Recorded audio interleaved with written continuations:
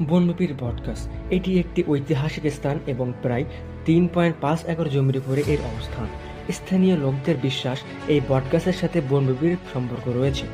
সাতক্ষীরা শহর থেকে প্রায় ২৫ কিলোমিটার দূরে দেববাটা উপজেলায় এই বনবিবির বটগাছ অবস্থিত। এটি দেববাটা থানার একটি ঐতিহাসিক স্থান।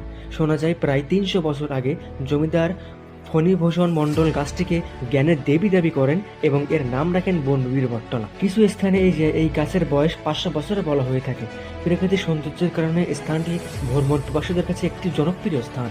ঐতিহাসিক ও প্রাকৃতিক সৌন্দর্যের কারণে এটি একটি গুরুত্বপূর্ণ স্থান। বিবার পর্যন্ত নিয়ে এখানে দারুণ সময় উপভোগ করা যায়। এই জন্য ভ্রমণ পিপাসুরা এখানে সবসময় এসে থাকেন।